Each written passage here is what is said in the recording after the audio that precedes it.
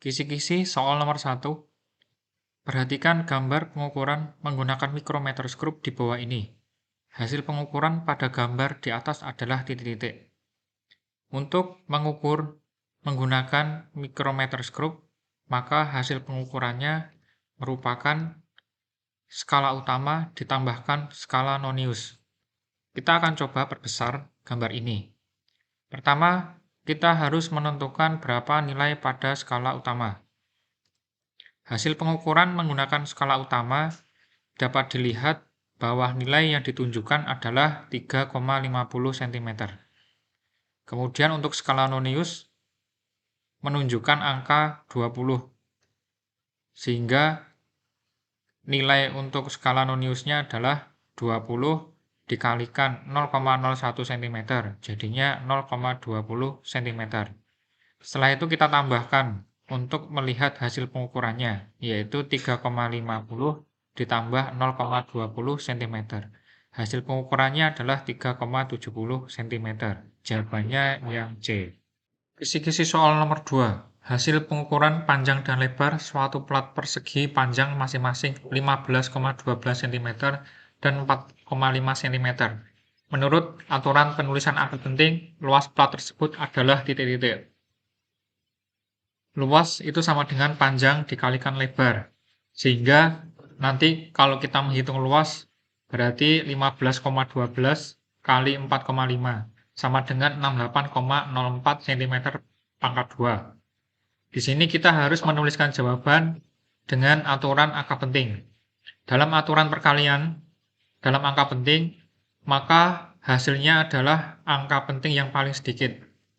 Kita lihat bahwa 15,12 ini memiliki 4 angka penting. 4,5 ini memiliki 2 angka penting. Sedangkan hasilnya 68,04 ini memiliki 4 angka penting. Karena harus dituliskan menggunakan aturan angka penting, maka kita gunakan angka penting yang paling sedikit. Angka penting yang paling sedikit yaitu 2 angka penting. Berarti kita harus menuliskan jawaban dalam 2 angka penting. Sehingga nilainya yang kita ambil adalah 68. Kisi-kisi soal nomor 3. Sebuah vektor besarnya 50 Newton membentuk sudut 45 derajat terhadap sumbu X. Besarnya komponen vektor pada arah sumbu X dan Y adalah titik-titik. Kita akan gambarkan bentuk dari vektornya tersebut dan proyeksinya terhadap sumbu X dan sumbu Y. Kita gambarkan diagram kartesian, kemudian ada vektor yang nilainya 50 Newton dan membentuk sudut 45 derajat. Kalau kita proyeksikan terhadap sumbu X, maka nanti akan menghasilkan fx, di mana besarnya fx sama dengan f dikalikan cos 45.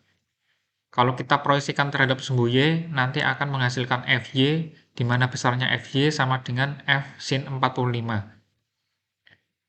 Kita tinggal memasukkan nilainya aja untuk menentukan nilai fx. Fx sama dengan f dikali cos 45, di mana cos 45 itu adalah setengah akar 2, sehingga fx sama dengan 25 akar 2. Kemudian untuk fy sama dengan f sin 45, sin 45 nilainya setengah akar 2, sehingga fy nilainya 25 akar 2. Kisi-kisi soal nomor 4, sebuah motor melaju dengan kecepatan 10 meter per sekon, kemudian dipercepat dengan kecepatan 4 meter per sekon kuadrat.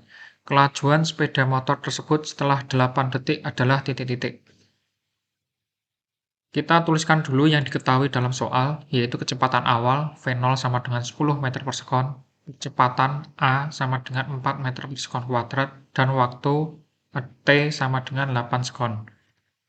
Kita gunakan persamaan Vt sama dengan V0 plus A dikalikan T, kemudian kita masukkan nilai-nilainya. Jadi Vt sama dengan F0-nya diganti 10, A-nya 4, dan T-nya 8. 4 kali 8, 32, ditambah 10, hasilnya 42 meter per sekon. Kisi-kisi soal nomor 5, seorang anak melemparkan batu ke atas dengan kecepatan 20 meter per sekon dari atas sebuah gedung setinggi 60 meter. Jika percepatan gravitasi 10 meter per sekon kuadrat, maka waktu yang diperlukan batu sampai ke dasar adalah titik-titik. Ada bangunan setinggi 60 meter, kemudian di atasnya ada seorang anak yang sedang melemparkan batu ke atas dengan kecepatan 20 meter per sekon. Kita misalkan waktu yang dibutuhkan batu tersebut untuk sampai di titik puncak adalah T1.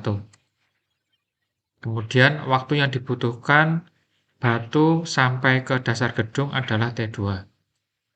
Untuk menentukan besarnya waktu yang diperlukan batu sampai ke dasar, berarti T total sama dengan T1 tambah T2. Untuk menghitung T1, kita gunakan persamaan Vt sama dengan V0 min Gt. Kemudian kita masukkan Vt-nya sama dengan 0, karena pada titik puncak kecepatannya sama dengan 0. V0 diisi 20, G-nya 10, dan kita mencari T. Nanti didapatkan nilai T1 sama dengan 2 sekon. Setelah itu kita tentukan nilai T2. Untuk menentukan nilai T2, kita butuh ketinggian yang dicapai batu ketika anak melempar pertama kali. H sama dengan V0 kuadrat per 2G. Nanti didapatkan ketinggian yang dicapai batu ketika anak melempar pertama kali adalah 20 meter. Dihitung dari dasar kaki anak. Sehingga kalau dihitung ketinggian total dari dasar gedung adalah 80 meter. H yang 80 meter ini kita gunakan untuk menentukan besarnya T2. T2 sama dengan akar 2H per G, hanya kita masukkan 80 dan G-nya 10. Maka didapatkan nilai T2 adalah 4 sekon. Sehingga nilai T total atau waktu yang diperlukan batu sampai ke dasar gedung itu adalah 2 ditambah 4 sama dengan 6 sekon.